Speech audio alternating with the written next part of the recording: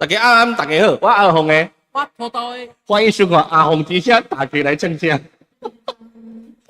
好，大家好，老师已经回台湾了哦。我换一个开头，大家有活力一点，对不对？然后，那这个礼拜其实是问题是很多的，我们再一一来去探寻一下。那上个礼拜我们说到，本来应该这礼拜去公布的我们的秋季的五方草原啊补运法会，那这个东西在下礼拜再公布，因为老师刚回来，很多事情还没有处理完，说这个东西给老师多一个礼拜的时间。那我们下礼拜直播的时候，我们来公布一下啊。那我们补运啊，一年只会有2次，就是春季跟秋季，老师遵照古法。那所有的法会，老师都不帮个人办啊。很多新朋友，所以说老师必须说一下，我们所有的法会，无论超度、回向，任何一切，老师没有在帮个人办，我们都是一起来，好不好？倒大锅饭，我们一起来，好不好？所以说那个平常时候老师比较忙在咨询，那其他的个别法会，那交给其他的公庙的师兄师姐们啊，他们来去做就可以了。好，那老师这次从上海回来，其实也得到蛮多的一些收获，也有很多的一些好朋友啊，给老师一些建议啊。其实这是收获颇丰，颇丰。那首先呢，我们来看一下柯文哲这个案子啊，其实到现在啊，其实整个礼拜啊都是不断在国内的政局，就是我们中华民国境内的政局啊，非常的一些缭绕。其实各位要知道一件事情，这个事情已经不是在柯文哲他本身有没有贪污这件事情了。如果你看这件事情，如果你只关心到柯文哲那个俗称阿北，他有没有被冤枉，或是有没有被那些被策反，然后来去给他污蔑，然后给他抹黑，让他褫夺公权。我告诉你，这个东西就只是你眼睛看到的而已，因为真正很危险的是在后面。为什么呢？因为这个东西啊，我们可以知道是说，当然我们的各方面去猜测啊，就是有其他的政治力量来去指挥办案。包含了就是有些记者竟然可以知道检调的一些进度，还有一些内容。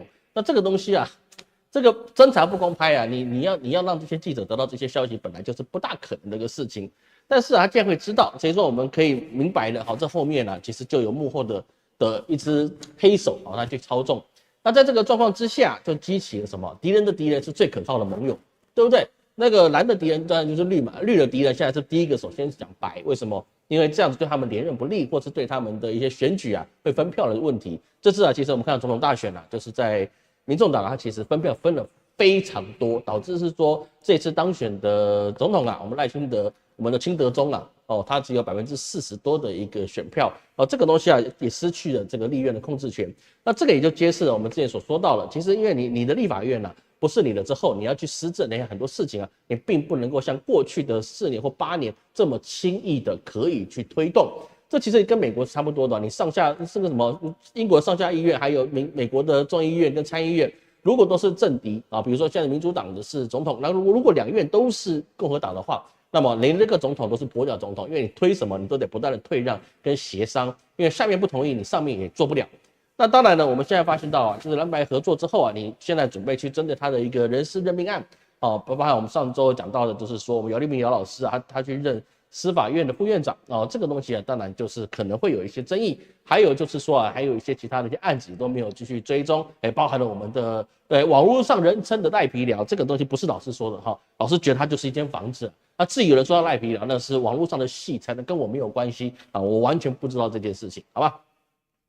那这些东西就变得是说你没有办法去进行，也包含了预算这些问题，也包含了我们潜舰的预算或者其他的军备的预算，这些很多的事情啊都考到立法院。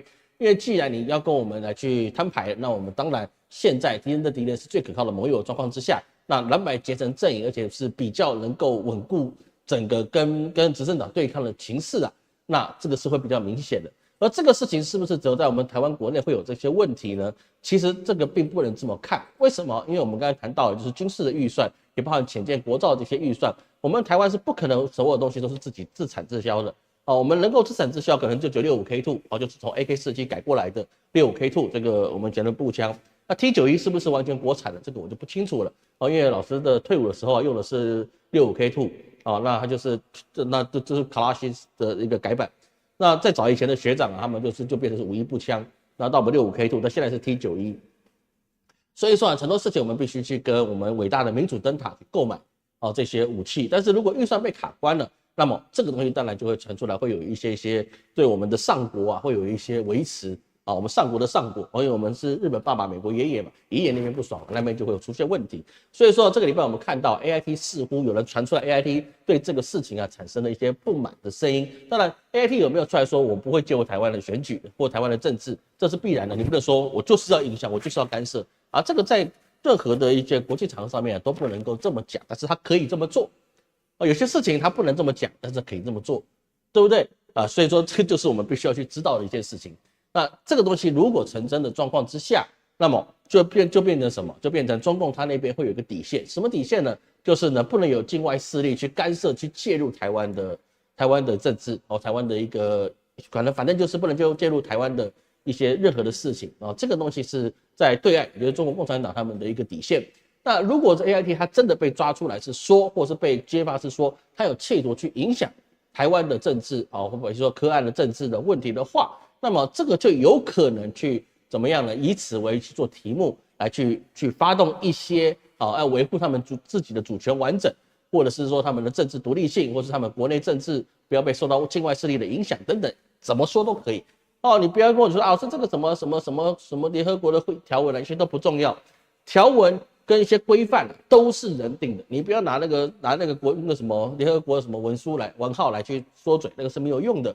因为拳头大的人来决定这个世界的真理，就很简单来讲，你俄罗斯它本身就不符合联合国公约，那你以色列也不符合联合国公约，他们都不符合状况之下，你能对他做什么？没有办法，因为他们就是有拳头大的人话事，这个是没有办法去处理的事情。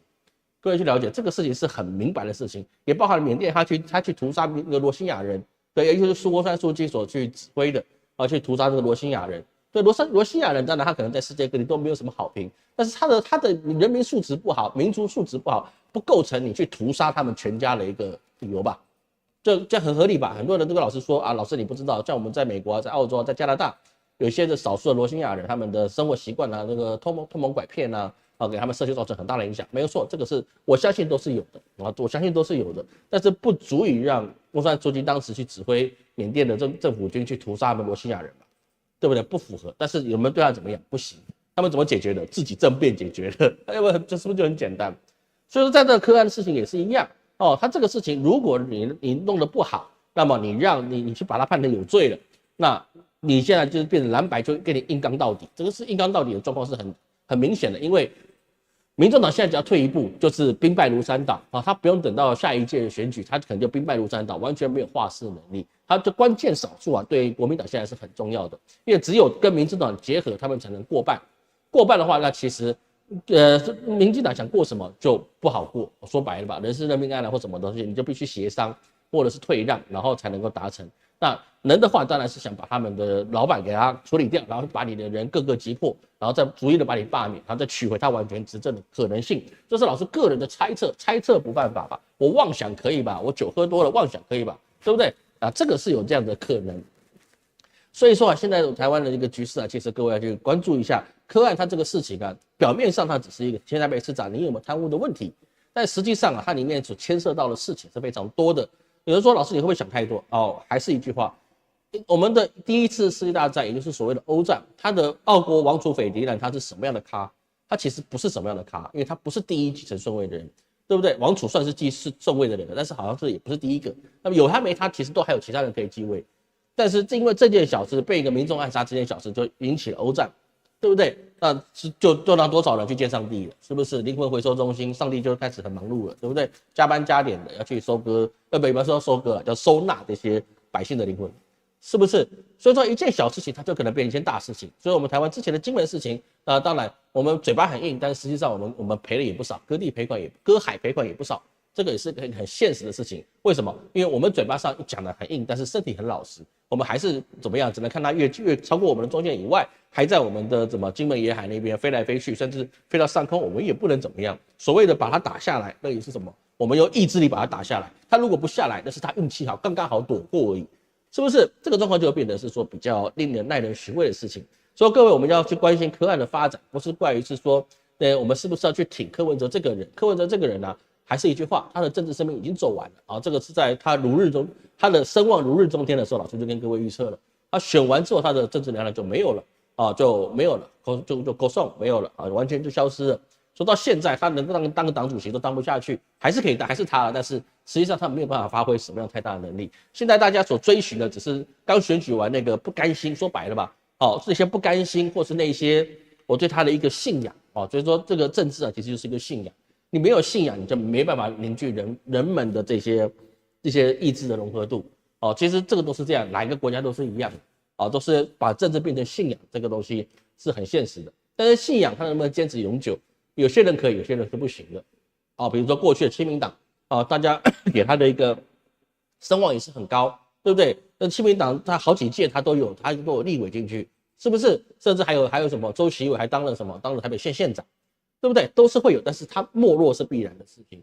所以现在只是现在就觉得是说那个幕后的黑手是有点操之过急，想要立刻的把这些所有权拿回来，然后去按照他们所有的人，然后完成他们的政治理念，这对不对？老实说，如果这个是绿营他们的做法，那他一定是对的。当然要支持他。为什么？你玩政治的不就是为了完成你自己的理想吗？如果他想建立一个新的国家，他本来就应该这么做啊，对不对？老师没有反哪个民进党或者是反什么东西，没有去反。老师只是我们就很中立的去看，他要去做这件事情，那他就一个一个把你罢免掉，然后一个把政敌消灭掉，这做的对不对？这做的绝对是正确的。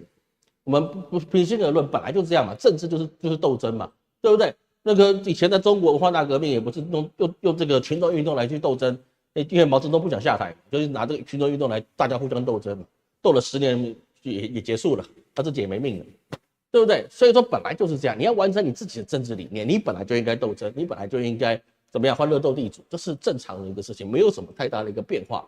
就是关键在于我们的小老百姓会因此受到很大的影响，甚至也有可能你可能这2个月如果没有出来，可能我们柯老先生的运就变成会急转直下。他如果这2个月没有把它出来，应该算是以现在来看吧他如果以时间来看的话，如果25天之内没有被捞出来，那他后面就很难看这老师根据他的命格来去看的，因为今天不是命理名人堂，老师稍微提一下，25天的时间他没有被捞出来，他后面的日子就比较辛苦一点。25天内被捞出来，他还有一线生机，他出来了，那台湾就可能比较稳定一点。为什么？因为他出来了，他可能就跑了，对不对？他出来可能就跑了，跑去美国，跑去哪里？跑去日本都可以，对不对？他可能就跑了。他跑的话呢，只有民众党泡沫化，但是就变成 AIT， 他可能就没有办法介入，或是美国的力量没办法介入。那这个时候可能就可以再维持一点表面的张力那这个窗户纸先不要捅破，这是有可能的事情。为什么？因为我们的美国爷爷他还是会希望不要那么快的去把我们交代掉了，我们还有一些保护费可以交嘛，对不对？分期付款还没有付还有新的款项你还没有，新的那个垃圾还没不是垃圾，新的军备还没有卖给我们，那些发霉的那些破损的军备都对我们事实上都是可以变得很好的。因为什么？因为上面有民主的光辉，还有美国英雄的什么的力量的加持，所以说即便它发霉，即便它生锈，即便它过期，对我们来说都是怎么样无上的光荣，它就像大还丹一样，给我们很好的一个助力。各位说是不是呢？好，所以说各位要去理解其实这个事情其实蛮严重的。好，那其次我们继续下去其实第二个问题是什么呢？其实我们说到现在两岸是非常危急，但是两岸的直航货运其实还是升温的。比如是说呢，我们的上半年2024上半年我们两岸的货柜量来来往往连增了26%。那这个代表什么意思呢？其实代表就是说我们两岸的互相依存度还是很高的。为什么？因为其实这个事情我们不看政治层面的话，实际层面来讲，中国它对于整个世界的工业的影响力是越来越高的无论是说你是一般的小家电或小用品、五金，甚至任何的一些成衣或者是一些代工中国已经值世界之牛耳，就像我们台湾过去一样。我们台湾过去也是世界代工的一个非常伟大的一个地方怎么五股新庄高雄台南那边都是加工厂，对不对？老师的父亲还有金燕老师的父执辈都是从这些加工厂那边出来的一大堆英雄过去其实40、50年代那些长辈们他真的是一个世界的英雄。为什么？因为他们手拿一个皮箱走遍天下，但赚尽了天下之财，所以台湾当时才会有前沿角目的一个状态，是不是？但是现在反过来，现在这个香港已经先没落了，然后后来台湾也没落，现在所有的工业价值是跑到中国的地方去了。所以说中国现在他们的一些东西其实对我们亚洲，尤其是台湾对我们的民生需求这是一个很重要的。如果没有把它的贸易程度增加，那我们从其他地方所进口来的东西10之8九你还是中国的之外，而且我们的成本会垫高。所以两岸的依存度其实在这个世界越混乱的时候依存度还是会越来越高。但是呢，换个角度来看就变成欧洲线就不是这样子。好，欧洲啊，它整个运费啊，它现在是一个大幅的跌落。那跌落的原因是因为大家没有办法，没有要出货，所以那个运费就一直跌价。跌多少呢？跌了17%啊，比如说欧洲跌了17%，那地中海跌11%，美东跌了9%，美西跌了2%。哦，那这些都是20死的货柜，他们的一个价格一直不断的往下修，这是为什么呢？当然也是因为是说，你中美贸易战引发了整个欧洲地区啊对中国的一些制裁或是一些关税的壁垒，导致说这些地方啊他们没有很好的那个商业往来之外，还有就是罢工啊，美国的那个什么港口工会罢工，还有欧洲的，比如说德国也在罢工，很多地方产生的罢工啊，就造成的是说很多的厂商啊，我就干脆不出货了，因为我出货我的货可能还是卡在港口那也没事，但是不是每个东西都可以放3个月半年然后都不出货没有问题的，对不对？你不出货，你第一个你还是要付这个船舶停泊费，是不是？你还是有很多的保险费或者很多费用要去缴。那我不出货我就没损失，我出货反而我要去赔这些损失，那我不如不出货，我直接跟客户讲这个东西卖不了你，有本事我在我们国家的港口啊，比如说台湾出货，我在台湾港口交给你，这事就结了，那就没有事情。但是如果你要我在你的港口，再去交割啊，对不起，那干脆不干了，因为什么？因为你那边罢工，或者是有一些事情你不稳啊，那这个事情不得不干，那这个事情导致的是说，对他们的一些运费啊就开始下滑，因为没有这些货老板愿意去支付这样子的运费，当然他们就要去降价。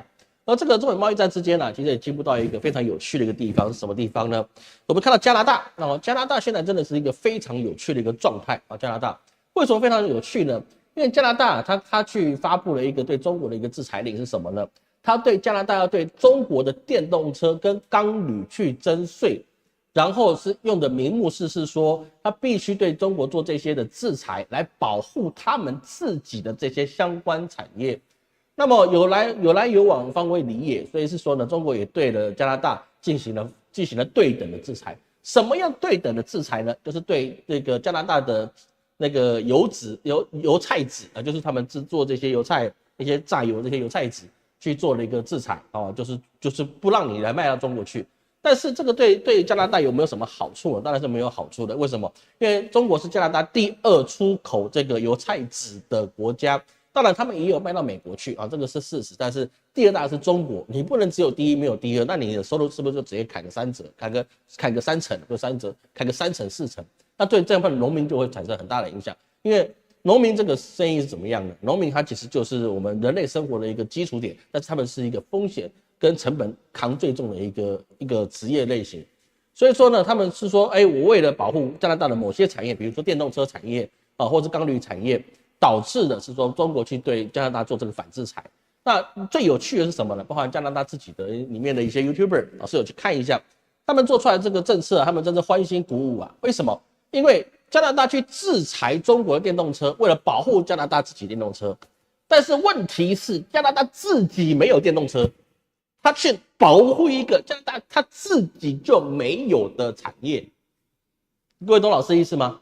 加拿大在保护一个他们自己没有的产业，说这个是保护他们自己的产业发展，而不会让中国倾销，导致他们产业受到一些冲击啊。比如说美国他制裁这个就有道理，为什么？因为他们自己有特斯拉，他们自己有自己的油电车系统啊，他们有很多自己的车厂，还可以在美国生产，但是加拿大没有，加拿大没有自己的品牌的电动车。然后他去制裁中国电动车，那这就很奇怪。那我制裁你之后，然后我自己的农产品也被反制裁，那这对于这个对于这个加拿大的农民来说啊，就变成一个什么非常大的一个压力啊，就变成非常大的压力。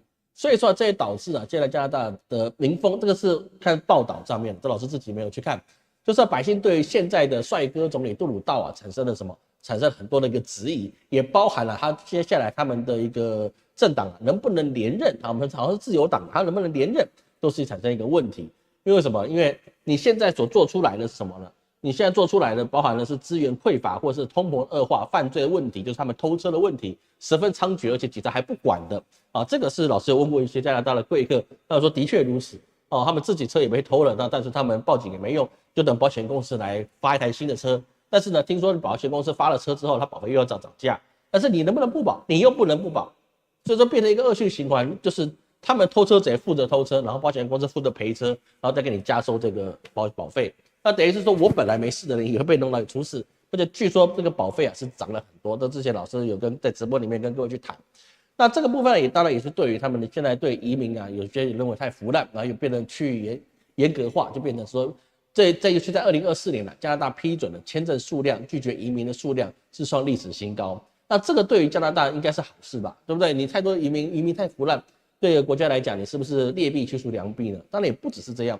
为什么？因为它的签证数量减少的话，代表是说有些学校它必须吸纳了一些海外的学生。过去啊，加拿大是专门吸谁哪个学生呢？专门吸香港跟台湾的学生。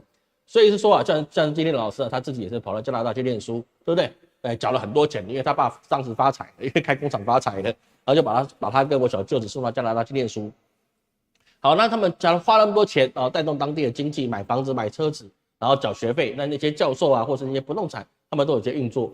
是不是？那当然是好事。但是如果你现在签证不发了，很多的学生就没有办法去加拿大念书，那么这些学生难道就没有书念吗？也不会啊。欧洲还有其他学生，就很多地方可以念书啊，对不对？不是没有地方可以念的。然后美国也还是有限度的去接受那个学生的签证，还是有啊，是不是？新加坡也可以去念，香港也可以去念啊，对不对？就变成什么？就变成是说你拒绝我的签证，那他自己学校的一些经营啊，他的收入就变减少了。那收入减少了怎么样呢？你只能接受其他的财团的赞助啊，其他财团赞助呢，就是为了要去怎么样呢？改变那些学生的观念啊。所以说我们知道这些民族啊，他对于这件事情啊，真的是用了很多的心力，对或不对我们不去评论，因为这可是他们的一个目标，他们的一个做法啊，你接受就是对，不接受就是不对嘛，对不对？那个本来就是这样，讲是非是没有意义的。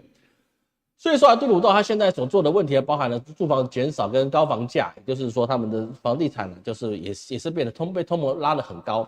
那在这个状况之下，就变成是加拿大现在政局也会不稳。你杜鲁道也是被批评，就是说他去参加了多伦多的电影节啊，在这里面吃龙虾，然后跟一些影视明星啊，都非常的热络啊，大家是享用美食啊，这好像是一片歌舞升平。但是在这个电影节的对面啊，就有几百名民众啊，在对面去领这些救济餐。等于说呢，这个中国一句古话，这什么出门酒肉臭，路有冻死骨。其实，在加拿大也是一样的。但是为什么还是很多人想要去呢？其实就跟中国一句话讲好了哦，你没有看过《意林》，你不知道。这样讲没什么事情，因为我在台湾不会受到影响。哎，他在《意林》没看过《意林》，你不知道那个英国地上可以捡钱。没看过《读者文摘》，那你不知道他们为了一个 potato 发芽，然后去你家给你赔钱。哎，这个事情我是不知道是真的假的，但是。老师，美国的贵客是没有听过这件事情的。OK，by the way， 所以说现在中产阶级啊，他们一开始变成一个快速的堕落的状态的是比较多的，也包含他们的一些医疗补助啊，然后他们不变成没有自己的家庭医生，或者是他们支付不起的这些本来应该要付钱的这些他们自己的一些医疗，因为加拿大其实过去的医疗其实有保险的话还是不错啦，但是他们现在的状况是比较多的，所以说现在如果加拿大产生了这些民意的变化的时候啊，其实。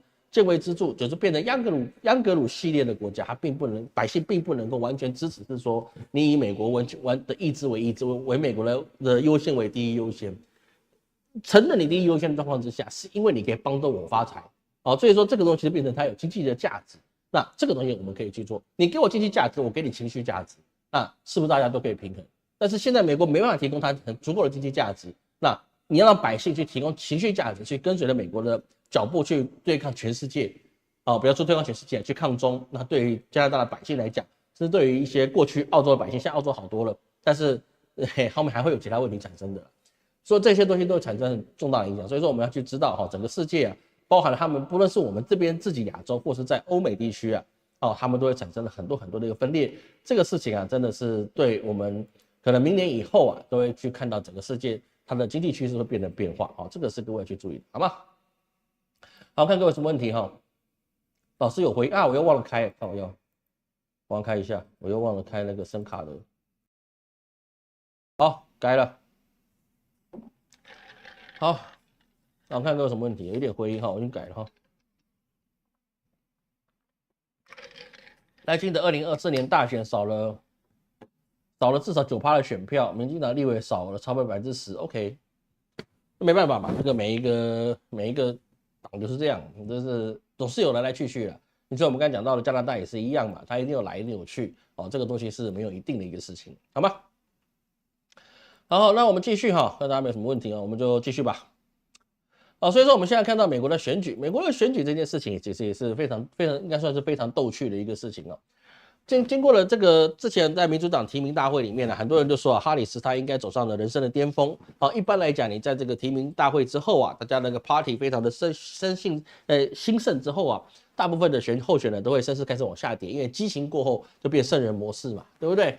那在这个状况之下，人家觉得说，这个东西还不一定啊，或许哈里斯啊，他这最高光就是在提名时候了。但是啊，其实跟我们之前过去的预测其实是蛮吻合的，因为贺锦丽啊，他就是天上掉下来一个总统位的概率是比较高的。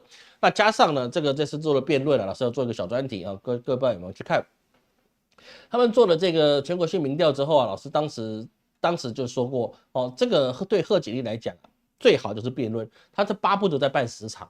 为什么？因为对贺锦丽来讲啊，他后面不但是有律师在告诉他你怎么去攻击对方，而且贺锦丽本身他自己也是检察官。说到1对1啊，贺锦丽是天下无敌。然后对，因为他是检察官嘛，他专门去起诉别人的，专门去攻击别人的，对不对？这个是他的本质，他所受到的素养就是就让你举证之所在，败诉之所在。他是一个政府正义的守门人啊。这个讲是这样讲的，但实际上是不是我就不知道了。大部分检察官我相信都是蛮正义的，不然检察官尤其是台湾，那收入很少，然后呢，你要事情很多，然后常常遇到一些很光怪陆离的案件，然后我真的觉得检察官他的收入应该1个月至少给他20-30万才比较合理，但是很显然的我们台湾没有了。不过我真的觉得检察官他真的1个月给他20-30万的薪资啊，补贴啊，我觉得都是很应该，因为他这个工作实在太辛苦了。那特朗普不一样，特朗普他是一个企业家，企业家做的是什么？企业家要跟大家做的是销售，销售是什么？给你一个概念，然后他试了大量的宣讲啊，这是他的一个强项。所以说特朗普他说啊，哈里斯的人是怎么样大巴车接来去给他去听他们的一个造势活动，但他不一样，他的是别人自主来参加他的造势活动。其实各位有没有发现到一件事情？用大巴车接选民去听造势活动这件事情，好像不是我们台湾的专利，对不对？美国也是这样搞的。用大巴车来去接送。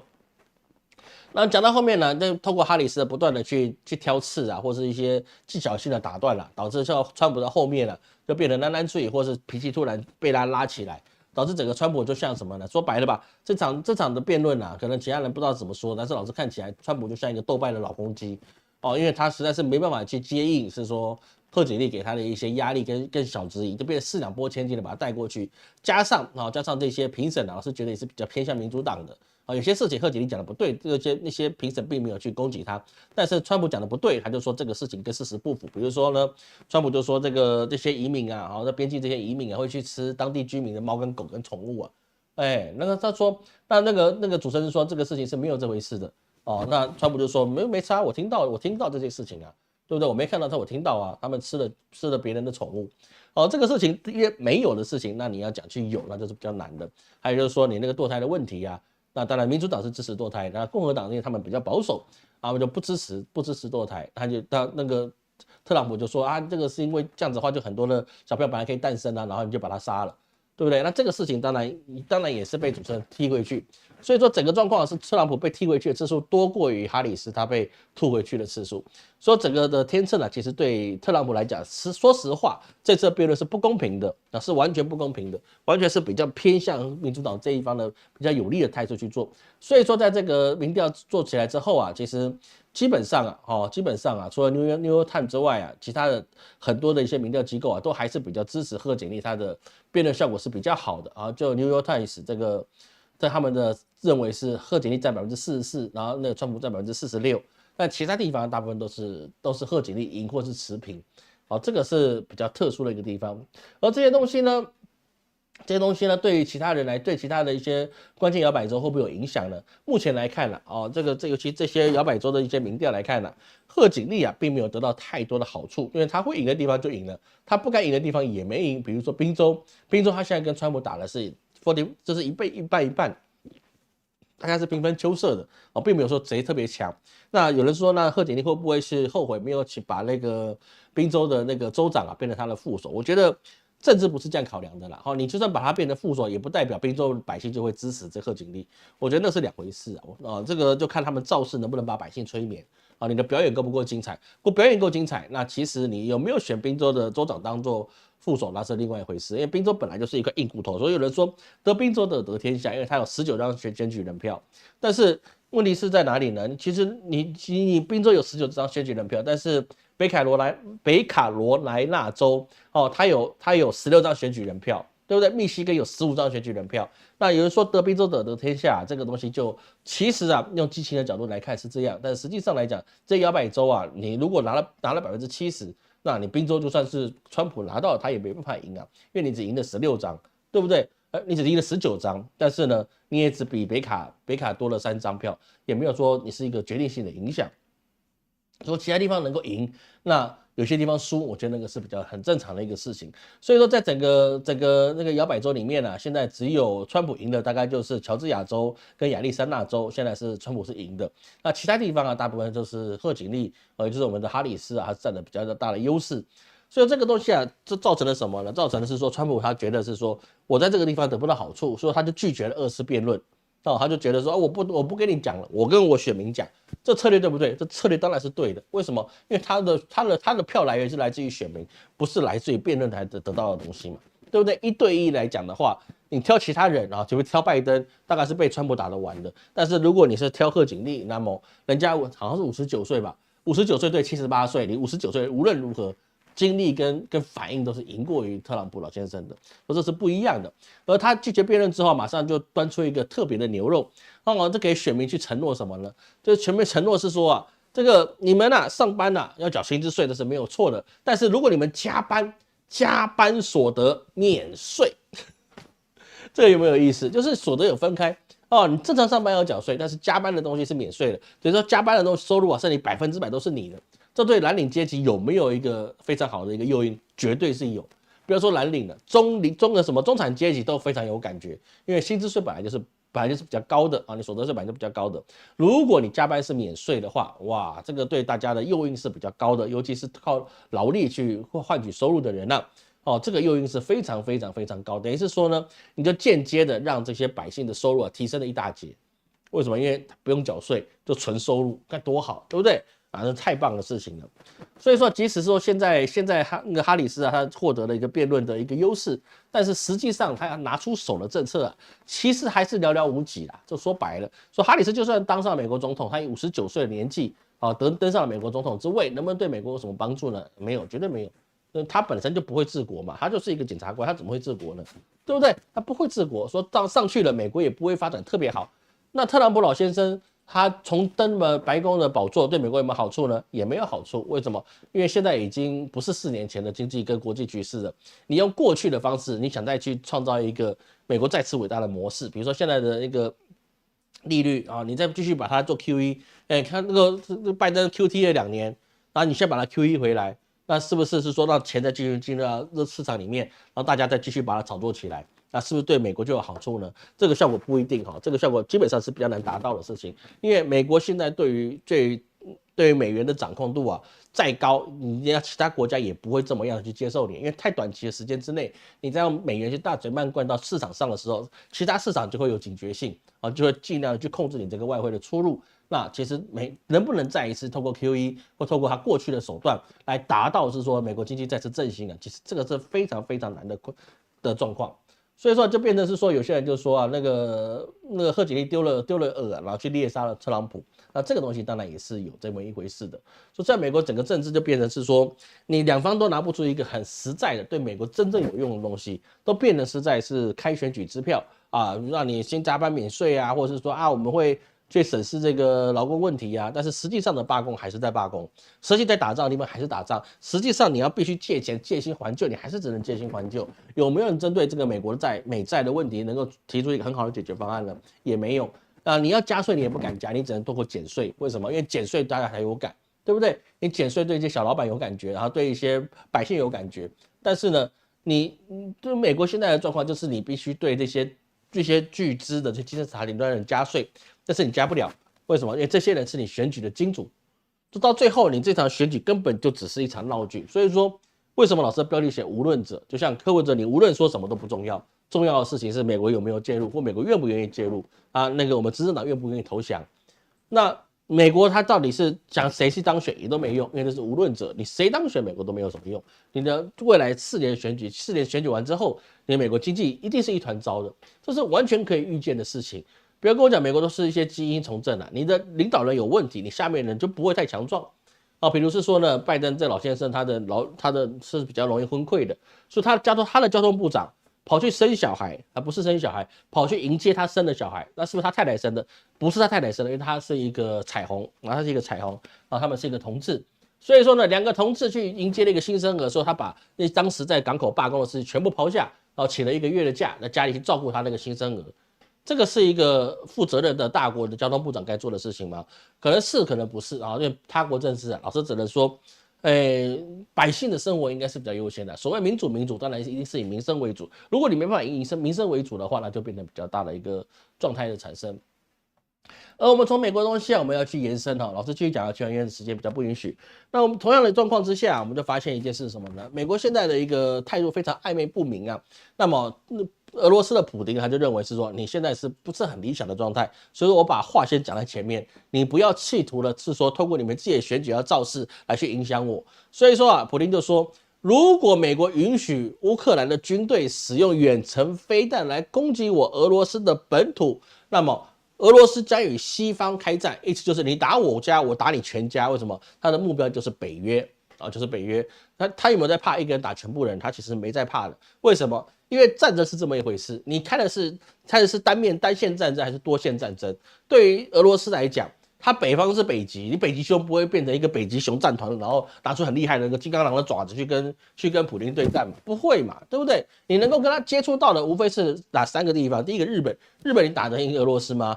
你能够出海就已经很悬了，日本打不了俄罗斯，这是肯定的。因为日本打俄罗斯之前呢，中国就在旁边，你出去，你回不回得去就不一定了啊，那就很难讲了。那南边是蒙古国，那蒙古国怎么跟俄罗斯打呢？蒙古跟俄罗斯那可是开玩笑，那几百年的交情啊，对不对？大元那个蒙古国的时候，过去的成吉思汗的时候，哦，就已经把俄罗斯占领过一次了。那后来他们又友好的去让渡他们的政权，所以说蒙古跟俄罗斯啊，那个是一个很久的交情，那个也没什么事情。那么你就到什么地方？你到西方，西方就是乌克兰。乌克兰这个是好说了，对不对？我只有对付你一个乌克兰，那乌克兰后面带来这些北约国家，那我只有单线作战，因为我只需要透过往西侧这个地方直接去打就可以了。那我西北方那个是车臣，对不对？那没事的，白俄罗斯自己人没事的，所以他怎么打俄罗斯都占了优势，因为他不需要多面战争。啊，不要像德国跟日本当时在二战的时候一样，他遇到多面战争，多面战争就是我东南西北都有敌人，对不对？那他不用啊，俄罗斯就一面，我他妈就往西打，对不对？你在哪里我就打哪里，无论你是谁啊，你是一个打全部跟我反击，在你反击之前，那么对不起，我的锆石导弹，我的这些超音速的核导弹，可能到你家先去 say 个 hello， 说这个事情就变得很严重，所以说在普丁的威胁之下，拜登就暂时的。没有同意啊，乌克兰可以使用远程的飞弹去攻击俄罗斯的本土。那乌克兰就没有去攻击嘛，还是有攻击啊，乌克兰还是有去攻击那个俄罗斯的本土啊，是什么？用无人机，但是无人机里所能够造成的伤害其实是有限的。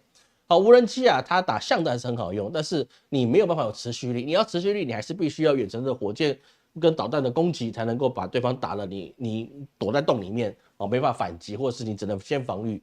所以说你无人机啊，你慢慢飞过来啊，其实要打下来啊也不会太难啊。说白了吧，你就拿一个 EMP 的火箭弹过去，啊，那个电池炸弹过去，你整台无人机你也得掉下来，对不对？那个是没有办法是说它能造成多大的影响，有没有伤害？有，还是造成了一定的伤害，但是没有办法没有办法去对战场上有很多的扭转。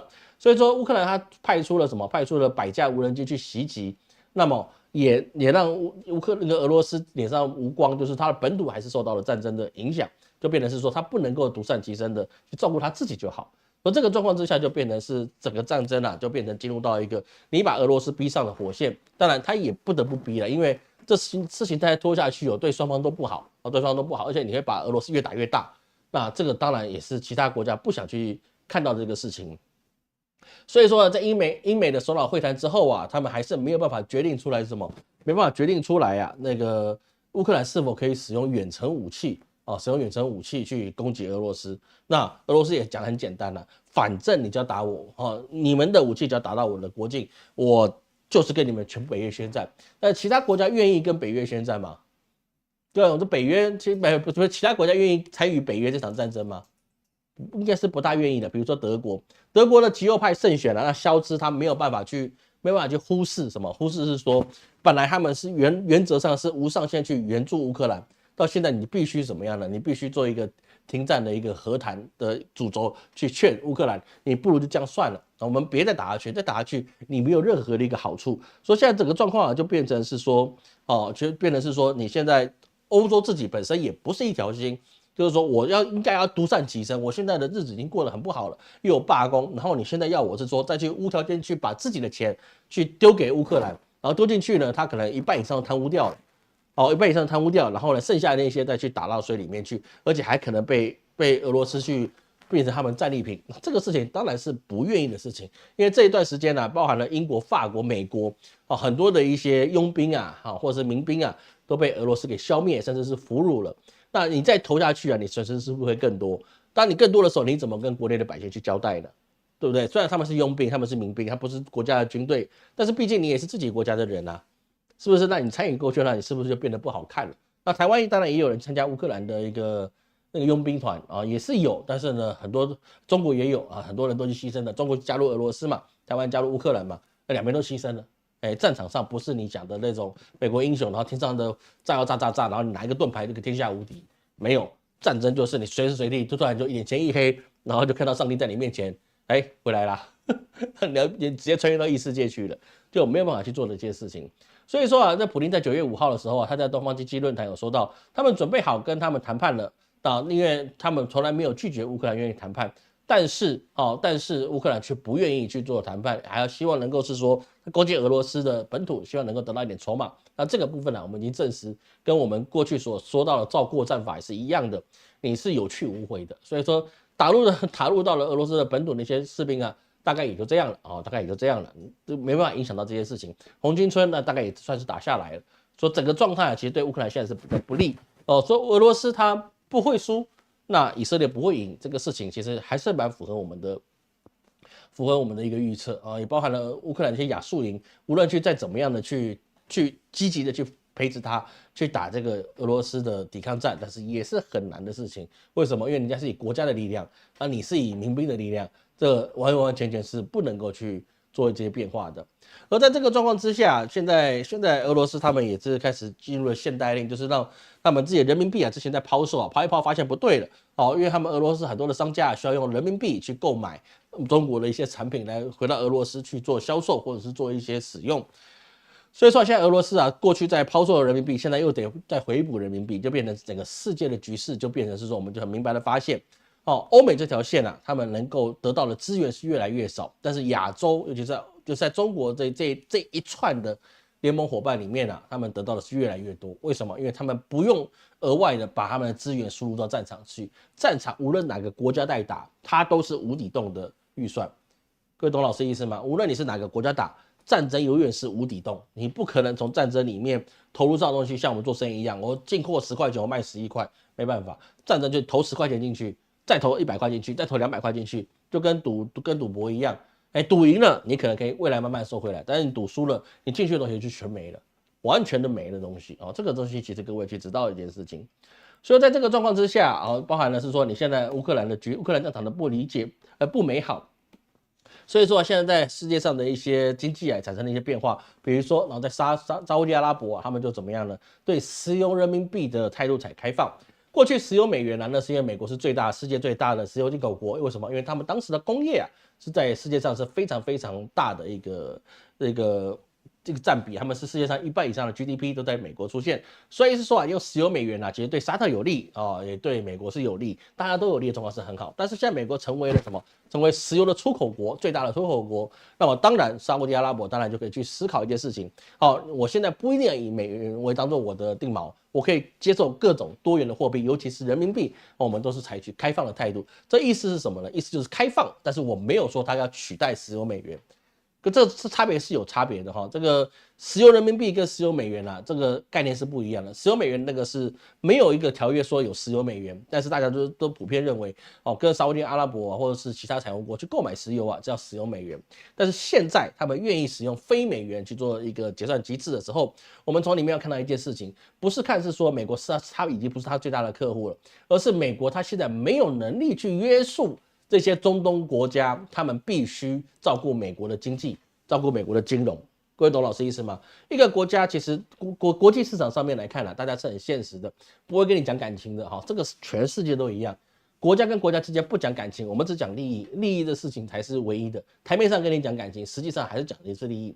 那么今天如果石油美元还可以成立状况之下，是美国可以照顾沙特的石油或沙烏地阿拉伯的石油之外，还可以对沙烏地阿拉伯提供了保护。但是在现在的这个在乌克兰战，在那个以色列战场上面，以色列战场跟巴勒斯坦战场上面，就产生的是说，你并没办法真正的保护我，你对我们穆斯林并没有真正的保护。那么我为什么要把我的资源变成你美元化呢？那我多元资源化的时候，我是不是对我来说是比较安全的呢？哪一天你对我不好，我手上还有人民币啊，我手上可能还有欧元啊，对不对？那这个东西我就没有一定是说我必须要说一定要去服从你的态度，而且你现在对我没有影响，就是说你不买军备给我，我还是可以维持。为什么？因为像沙烏地阿拉伯他们跟中国也买了一些战斗机。对不对？买一些军火设备，就它的军火来源不是只有美国，而中国的军备，说真的，那它要实在说了，也是比较物廉价美的状态。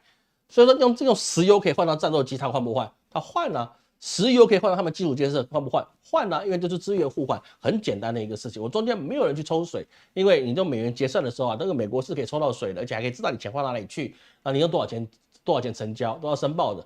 对不对？但是你跟美国跟那个中国做了本币交易，那不用啊，我们两个自己谈好就好了，对不对？以物易物都行啊，没有说不行的，只要谈得好，什么都行，是不是？所以现在就变成说，沙特他的意思就是说，我对采取开放的态度，或者采取一个新的事物，意思很简单啊，我这个不单纯站在你美国这个地方，美国的强权已经没有办法影响到了在第三世界有足够的影响力，这个事情是很严重的事情，因为他当世界警察是基本上是没有能力的。那如果沙特他都没有办法去听从美国的话，那么请问我们台湾是真的能够依靠美国吗？各位懂老师意思吗？我们都在亚洲啊，这个是泛亚区域啊，对不对？泛亚区域的状况之下，如果他连沙烏地阿拉伯都没办法去保护或者是去维持的话，那么对台湾他有何德何能？他们遇到了更大的对手就是中国，而他们可以来保护我们台湾，那这个就变成一个痴人说梦的一个状况。所以各位要去知道整个状况会变得一个很大的一个变化。所以说讲到了沙烏地阿拉伯，我们来看到日本呢，它的 GDP 啊，它就并没有是说变得非常好。所以现在日本啊，进行的是什么？进行的是一个升息。所以说呢 ，GDP 虽然不如预期啊，他们还是要升息。为什么？因为资金的问题会变得比较严重。所以现在就有人说啊，过去他们就做空日元，所以说很多人呢在日元上面赚了满盆满钵，因为他做空了日元，所以说呢他套了很多利。那现在如果日元要涨，那是不是也可以把利再套回来？因为我现在改反手买进日元，买进日元，那我是不是放着它就有好几%的一个收益了？各位要去知道啊，不要说你理财，你说你去股市冲杀，你那边才是可以抗通膨了。我告诉你，全世界真的会赚钱的理财大师、理财的一些资本家，他们真正的一些有能力的或是操盘手，他们追求的就是大部分的资产你都要有2到5%的收益，2%到50%才是他们最主要追求大部分资产的收益。他小部分的风险资产才继续投资一些创投或是一些风投，那或者股市，因为那些东西所造成的高利润那是昙花一现，因为你赚到了，你也可能大量的赔到，没有人可以完完全全的操纵这个股市。如果可以，那么香港的外汇保卫战，那么就应该会失败，对不对？泰国输了，那香港为什么会赢呢？因为你没有办法完全的保证，所以说你必须要把自己大部分的资产都放在可以稳定有收益的地方，而少部分的资产拿去做风险投资。但是我们百姓不一样，我们百姓的一天到晚说你要做当冲，对不对？你要投资股票，你要去买房子，那这些东西就是一个风险值的。为什么？因为买房子你会被升息所影响，那你多缴出去的利息并不会去还到你的本金。很多人还是跟老师去坚持，老师你不懂，升息了我多缴钱，那我是不是也多还钱了？对不对？你有没有搞错啊？你到底有没有问过银行啊？升息多缴的钱，那个你没有多还你的本金，你的贷款不会特别早结束，你只是多还给银行更多钱，而这些钱你拿去唱歌跳舞吃苹果，不是很好吗？你为什么要给银行当做这些利息呢？大家说老师，你老了以后就没有地方可以住，哎，你有钱还怕没地方住吗？你都1000万的房子，你缴了1400万、1500万、1600万，然后你告诉我多花这些钱，我一定有房子住吗？我告诉你啊，你缴完你还是得去养老院。嘿，这个事情是很现实的，因为你40年贷款缴完之后，你买了一个新成屋，40年之后它也差不多也不大能够住了，因为40年房子很难住，对不对？你又想换房子，那换房子的时候你换给谁啊？换给谁啊？没办法，你卖掉也不值钱了，对不对？很多事情啊，其实我们要用资本家的眼光去看，我们才能够去像资本家一样去累积财富，因为他们也是靠存钱来的。那我们为什么不靠存钱来的？所以在日本这个状况，他们现在有很多的一些内部的经济问题，比如说他们现在已经没有所谓的终身雇佣制，或者是说他们的整个整体的经济产值并没有这么乐观。其实啊，各位要去知道，日本跟韩国还有印度啊，他们为什么努力的发展，他们都发展不出来？这个其实是有关键的一个原因在。为什么？因为这些国家他们普遍的不尊重女性，女性在他们的国家里面基本上都是花瓶啊，像日本、韩国，各位知道大和福子嘛，跟韩国的媳妇就超可怜的，每天就是为了伺候公公婆婆跟老公，然后还有小孩，然后呢小孩生出来也是每天不断的卷去考试，对不对？你为了上那个三大什么 SKY 大学，然后你一辈子都为了财团去付出。是不是？那这里面最大受害者就是女性，女性还不能说我有自由的思想，然后你可能被众人围殴，哎，被众人去围剿，然后造成你网暴。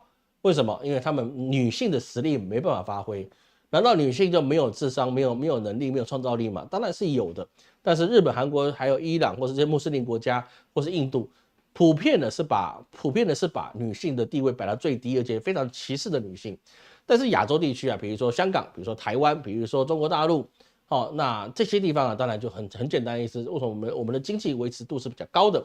很简单，就是我们尊重女性。而女性呢，其实套一句，这样可能在台湾讲这句话可能不大好，但是套一句那个毛泽东这个毛泽东的说话就是什么？就是妇女能撑起半边天。这个事情是很现实的事情。所以说，中国台湾、香港澳门这些国家、这些区域啊，我们国有香港不是国家嘛？那我们就是因为可以尊重女性，我们尊重女性的老板，我们尊重女性的主管，我们尊重女性的一个智慧跟能力，所以是说我们的经济发展是有底线的，就是我们再差会维持到一个底线在，因为我们性别的平等，导致男人你看不到的东西女人看到，女人做不到的东西男人去做，互相弥补。所以说为什么是说这个世界是一个华人的时代，就华人或者是亚洲的时代，就是亚洲啊。中国人最多，对不对？华人、汉族还有其他的一些中国底下的56个民族人是比较多的，但是通常都是比较能够尊重女性。你能够尊重女性，当然你的发展是比较好的，这个是很确定的一件事情。所以说，你现在我们要去知道亚洲啊，你能够维持知道比较安全的地方，还是属于是华人国家、华人系的国家，也包含新加坡。新加坡它也对女性也是非常尊重。所以整体而言呢，其实华人体系的地方啊，那个经济是有兜底的，那其他地方是比较难的。而在另外一个地方，我们要看到，老师直接把它继续讲下去啊，不好意思哈，我们不谈其他事情了哈。这地方我们就看到，现在最重要的是什么呢？最重要现在就是我们半导体啊，半导体当然我们等一下会谈到华为的奏折机，就那个3折，我这次去上海啊，然后到处去找，你知道吗？到处找有没有奏折机可以去看，但是我没有看到。奏折机啊，就是打开来像看奏折一样。蛮有意思的东西那这个东西会不会量产就变成电子茅台就2万多块人民币的东西我是买不起啦。但是很多人在抢，其实我也觉得蛮有意思的。到时候我们观察一下这个东西的发展。那里面最重要的事情是什么呢？那最重要的事情是这个折叠机是这个奏折机它的厚度只有3.6毫米，就是它平的3个打平的时候啦，就是它把它摊开看奏折的时候是3.6毫米。这个东西它又可以折，所以说其实我们看到最大的问题是在哪里呢？不是在它的晶片而已，而是在这个奏折机它可以支援的电池它的一个工艺啊，其实到了一个很高的一个地方啊，这个是一个很重要的地方哦。这个电池这个东西啊，永远电力能源供应的东西啊，是现在科技里面最大的一个痛点。所以过去啊，你是什么？你要有煤炭，那后面再来你就是必须要有石油，在后面你必须要有核能，核能之后呢，你又回到说各种的能源生产之后啊，你怎么使用这个能源？那现在如果皱褶机它这么大，可以变成平板，折起来，然后就变成一个不会太厚的啊，1.5公分的这个。1.5公分吧，1.5公分、1.2公分的一个小手机，那么这就代表就是它的电池跟它供电能力啊，那是非常强大的，也包含是说你要维持这么大的屏幕的半导体啊，那它的一个水准应该是会比较高的。这个老师不是非常理解，但是可以预期大概是这样。而在其他地方啊，那我们的 AI 教主黄仁勋啊，也就是 NVIDIA 他的这个老板。他有说过一句话，就是说晶片可以委托台积电以外的公司，这个事情啊，就引发了全世界的一些震撼，尤其是韩国，就把韩国的半导体公司啊，三星集团呢，就整个那个股市拉起来。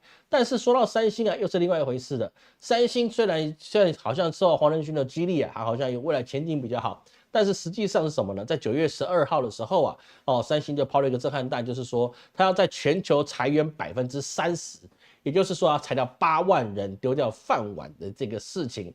那这里面啊，也包含了你印度有25000名员工，那他可能就要裁掉的人就是比较多了啊，这个就裁掉的人会比较多。那裁的人数可能上看到1000人。所以说，在这个状况之下，他这个裁员状况，他是不是就反映出他公司经营没有这么好？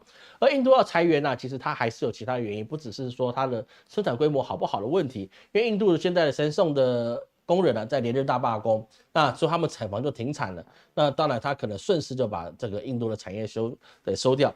那其实不止在印度上不只是只有三星包含鸿海他也决定撤出了印度。这对印度来讲他们认为是说，只要把你骗进来，然后你们就随我鱼肉的状态其实是比较难成功的。所以印度要发展起来必须通过一个非常大的战乱把所有东西全部推翻了。包含种姓包含他们的一些宗教观念包含他们的一个政治制度全部推翻了，然后重新建立一个新秩序，那可能印度才会真正强盛起来。那这个可能会有一个真正领导很好的优秀领导人，未来可能可以做到这件事情，但是现在目前为止那是比较难的一个事情。所以说现在这个三星的裁员对于说整个半导体的一个市场来讲它就变得有一些诡谲多变了。既然 NVIDIA 它不见得给台积电，它也可能给三星，那为什么你还要裁员呢？你应该得到利多那就很简单，就是你整个成熟制程可能7奈米以下的这些晶片制程，那么对于三星来讲，它能够得到的订单可能就不够多，因为这些7奈米以下的东西现在过去是12奈米以上的东西，以下的东西就是14、16、21这些东西都是中国占多。那这个东西烂大街的，那三星如果能够抢到这个订单，当然是好。但是问题是中国的价格比你低，那你要怎么样去跟他抢这个市场？那如果抢不到，那你高端的又打不过的台积电，那么你要该如何去处理呢？所以对三星来讲，其实是可以预期到它遇到很大的挫败。为什么？因为英特尔都已经挫败了，英特尔已经蒸发了60%的股价。那么为什么三星可以全身而退呢？这很明白的事情，英特尔做不到的事情，三星你大概率是做不到。三星做不到的事情，那日本的日积电或者其他的一些状态，你要做到的概率就不会也是非常高。日积电跟台积电还是有差别，跟美积电都有差别。真正核心的能力跟技术其实还在台湾的台积电，而不是在美积电或者是日积电里面。这个是有差别的，因为毕竟那2个地方的员工对于这个台资企业并没有向心力。说没有忠诚的状况之下，你是不可能获得很好的产值，也不会有很好的研发的角度。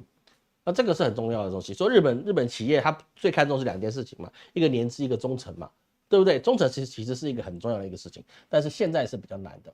而同样的状况之下，那个皱褶机之后，我们看到苹果它也去公布了什么？公布了这个他们的 iPhone 16，老师看一看真的也是觉得，很多人喜欢买，老师觉得这是可以的。台湾已经卖到断货嘛，还是有。那中国也是很多人去买，但实际上来讲，它实在是没有什么特别的东西，就说 AI 的东西吧，明年才会时装。那我现在买来干嘛？那我买 Apple 17不就好了嘛？那我现在买 Apple 16干什么？对不对？那还有就是照片那个可以滑来旁边可以拍照，滑来滑去，这个也没有什么特点所以说 Apple 现在能够做的事情大概就是卖信仰。除了信仰之外其他的东西大概是很难做的一个事情。所以说对苹果来讲现在它原本是什么呢？原本应该是世界上最成功的企业，但是现在你能不能维持你这样子的成功啊？其实是有很大的一个问号。当然，现在还是很多人去抢这个，无论是中国啊，无论是台湾，无论是香港，还是很多的百姓啊，我们去抢这个苹果的手机。但是其实抢是一定会抢像以前大家也是抢小米嘛，他们饥饿行销那还是有。但实际上，他们的所做出来的这些销售业绩啊，其实是差的是蛮多的。从这些裁员的状况来看啊，我们看到美国它现在状况也是一样的事情，裁员不会只裁亚洲，像美国的波音啊，它现在也是进行了什么大罢工，3万人大罢工。那他们的现在那个波音777 MAX 啊，现在737 MAX 跟777啊，他们生产也会中断。那现在波音的遇到的问题啊，其实对于整个美国的选举也是有影响的。比如说什么呢？比如说波音的总裁啊，他们最大的 boss 啊，他被叫去那个参议院吧，好像是参议院啊，应该是参议院去做质询。他的薪水涨了45%，然后一年大概有3000多万美元的年薪，那他还有没有包含他的股利跟选择权？这老师是不知道的。但是他年薪涨了，跟过去是涨了45%，但是他们的问题是比别人多，比如说飞那个机舱门掉下去啊，或者是呢坠机这些事情啊，其实一直在影响波音。但是他这个事情就没有办法做好这些控管，然后呢，你那些高层还不断的去提高你的薪水跟红利。但是底下的百姓，底下的这些工程师却没有办法去发挥他们的能力，或得到他们所应该得到的收入。所以整个事情啊，其实也是会给美国的工业造成很大影响。尤其是波音现在的信用评级啊，就有机会有可能怎么样跌到什么垃圾级。对，那个英特尔跌60%，那波音它的一个信用也被丢到，如果被丢到垃圾级的话，那对于美国的金融市场来讲，这个是还有工业的环境来讲，这并不是一个很好的状态。所以白宫现在是非常努力的要去做什么，要去做这些协调，但是你真的协调起来吗？老师觉得很难，因为为什么？因为这是一个系统性的状态。三星无论三星也好，无论是波音也好无论是台积电或是在鸿海都好，这都是一个系统性的危机。那你要去做这件事情并不容易。而我们今天最后有些事情我们先跳过我们在周间再讲。而我们最重要谈的事情是什么？中国的通缩。中国现在的经济状况并不是非常好当然，你真的去中国，你会发现其实不一定是这样吧。当然，有些商家叫苦连天，那实体店家的确是这样。但是，其实我们真的认真去看的话，它其实是转嫁到网络上的状况是非常多的。比如是说，你现在去商场，你吹冷气逛街、吃饭可以，买东西你可能在商场看到喜欢的，你去上网去找拼夕夕或者是淘宝宝里面去看，是不是有更低价的东西？所以很多事情它只是消费的转型，但是消费有没有降级呢？那还是有降级的。为什么？因为毕竟通过3年疫情，他们非常知道储蓄还是很重要的。储蓄这个灵魂呢，一旦被激发，你是停不下来的存钱这个想法是停不下来的。你只要存过第一次，存到一笔钱起来，你后面你大概就停不住了，你会想一直不断让这个钱变多。为什么？叫对自我的贪婪。我希望他这个钱可以越存越多，这是很好的。但你买东西越来越多，你会一直不断想要买东西。为什么？也是因为你这是一个消费的贪婪。人都是一个欲壑难填的一个欲望的存在。你不能够控制欲望，那你当然就被某种欲望所牵着去走。对于什么欲望都是一样，或者是对生理性的欲望，或者是对物质上的欲望，或者对金钱上的欲望，都是一样的一个事情。所以说前2个礼拜我们提到中国的百姓大量买这个国债，大量买国债啊，很多人就说中国经济是完蛋了，因为你没有去买其他的金融商品或是其他的房地产，说中国经济是完蛋了。那这个就是不了解中国人去做，因为中国的民族性存钱那这个是很正常的事情，而且又把钱存在公债上面，那对国家肯定是一件好事。对中华人民共和国来讲，它是100%实打实的好事。为什么？因为你其他地方买公债，比如说美国买公债，它是为了就还债，对不对？你在日本买公债，那日本也是为了还债这是一个单纯利益上的考量。但是你跟中国买公债，中国去做了一带一路，去支持了其他国家的商业的拓展，还有包含了基础建设。那么这个获得的收益是不一样的。那有人会说，老师你这样一直帮中国讲话，中国就没一大堆贪官污吏怎么办？当然有贪官污吏，哪个地方没贪官污吏啊？一定会有贪官污吏的对不对？贪官污吏哪里都有，哪个国家都有你不要说中国了你捷运上可以掉300万的，你说他是不是贪官污吏，我也不知道。但是总之言之言而总之贪官污吏那是一定有那欺强霸势的恶霸也是有，到处都会有。你不能拿一个基数的个案，你是说这个地方全部不行。台湾人在世界各地干诈骗，那我们是不是出去就被他打一顿？你们台湾人诈骗说你要负责这个当然是不能是这么说的。但是中国的通缩为什么会让美国去入负呢？哦，这个原因，今天我们重点最后跟各位借个几分钟的事情是一定要讲的。为什么？因为你中国通缩了，通缩之后，你会造成了很多东西它的价格会稍微的下跌。哦，照价格下跌，为什么其他国家会有一些问题呢？因为其他国家在通膨。各位你要了解这件事情会拉开了一个这两个国家他们这两个世界啊，两个经济体之间啊，会有很大不公平的一个流入。因为你中国在通缩了，你东西越做越便宜，但是你其他国家你对中国产生的制裁，你买不到越来越便宜的东西，你只能越买越贵的东西的时候，那么你付出的钱到底跑到哪里去？你买不到便宜的，你只能买贵的。那中国却是转个弯去卖你这些东西一样的东西，那么它还是有办法把钱赚回来，因为它就是占全世界26%以上的工业制成额，而且它还包含了原物料，比如说印度它虽然是医药大国，但是它的医药的原物料你必须跟中国去买，那你再去卖到其他国家，你结果是不是一样的？所以当中国通缩的时候，你会加剧的其他国家的经济会产生的恶化，因为他们没有办法通过中国的通缩，然后让他们的资金快速的流入到中国里面，取得中国的廉价的商品跟劳动力，然后去平衡他们自己国家一直不断高升的物价或者是高升的这些民生必需品，所以它没有产生平敌的效果。为什么？因为中间你做了一个什么关税壁垒。就像加拿大很好笑，为了制裁中国的电动车，保护他们自己没有任何一家电动车的产业，导致他们损失了80亿的这个油菜籽的销售到中国，80亿美元的油菜籽，那个对于其他的贸易来讲可能不是很大的数字，但是对于加拿大这个人口不是很多，而且呢，你这个农产品对中国来讲世界第2大的一个进口国来讲，这个金额是非常非常巨大的。为什么？因为他们就是拿多少钱，然后花多少钱，然后来补多少钱，因为他们要自己独立去面对这个气候的问题，还有一些的成本的垫付都是有的，因为他们他们用的这些耗材，比如说农药或者种子，不见得是他们自己都可以做到的事，他们可能还要跟其他国家去买，比如说跟德国买、跟美国买。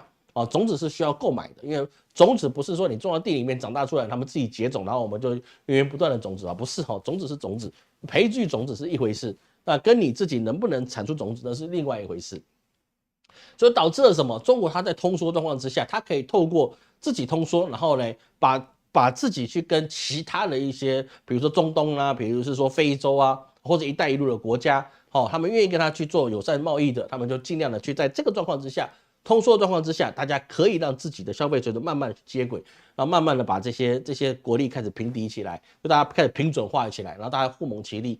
但是欧美不行，因为它为了政治性的问题，所以说跟中国产生了这些贸易的障碍的时候，你就没有办法把你自己的短板去让中国的长处去填补。那你自己的长处多余的这些钱，它也不能够称作钱。为什么？因为它没有办法到对的地方去产生它的效应的时候，它就不能够称作它是有用的钱。贵东老师的意思吗？比如说你在10年前，你如果年入10万美元，跟你现在年入10万美元，你的生活品质是不一样的。像老师过去我的年轻的时候，如果一个月可以有4万5千块的月薪，那你真是高薪，妥妥的高薪。那你就可以养活一家子，对不对？这个小夫妻，然后加上2个孩子，一个月4万5，你是养得起的。但是你现在你4万5，你不要说什么，你养自己都快养不起了。这很现实的事情，如果你没有家里可以靠的话，4万5你在台北，你可能真的是养自己都有点吃力更别说很多人不到4万5台币的月收入，对不对？你这通膨的很多问题就变成这样影响。所以说现在所造成的问题是在于中国通缩、欧美通膨会造成2方面的各自的经济产生了没有办法快速平准，但是中国占优势就是什么？它有一带一路，它有 RCEP， 它可能未来还有 CPTPP。那他有办法去把这些东西变成怎么样？我用以物易物，或者是我跟你用条件交换，那导致他国内原本的通缩可以获得缓解，那经济还可以慢慢恢复着成长，这个是有概率的，因为对方强大了，你自然会强大；对方如果不强大了，那你常常市场也造不到利润的时候，你才会出现的问题。那这个现在就是美国在做的事情，也是过去大清朝乾隆皇跟康熙皇帝他们2个对那个通商口岸的封闭是一样的状况。好，这个是一个非常严重的一个事情，所以觉得各位去注意，中美贸易战在里面，你没有办法把它打破的时候，那你就只能让欧美国家它的堕落性是越多越深。好，这个是一个很大的一个状态。好，各位去了解。好，那我们今天跟各位借了5分钟时间已经到了，那剩下我们没有谈到的东西那我们可以在我们可以在中间的节目的时候，我们可以再去谈，好吗？哈里这次有机会成为美国第一女总统，这个概率是比较高的哈。普丁有没有看到乌克兰丢一个核弹？有可能，但这核弹是战术型核弹，它的控制、它的影响范围可能就可能就最多可能就20-30公里吧。哦，那可能就30吧。哦，老是华丽的躲开台风。台湾还是会下雨，还是一样嘛。哦，好，感谢杰夫枪赞助，感谢杰夫赞助，感谢苏建赞助哈，感谢大家赞助，有人捧人场，有钱捧钱场，感谢大家的支持。我是阿红啊，我是偷刀诶感谢各位今天的收看，那我们下礼拜各位记得上来，我们会有去跟各位公布我们的秋季捕鱼法会。那我们每周1到周6至少会4更，好不好？我实在想讲每天都更新，但是有时候真的是没办法，但是老师尽量。1个礼拜做了4篇的短视频，就是中短视频来跟大家讨论一些各自不同的话题。感谢各位今天收看，我是张老师，我们下次见。头大用后啊，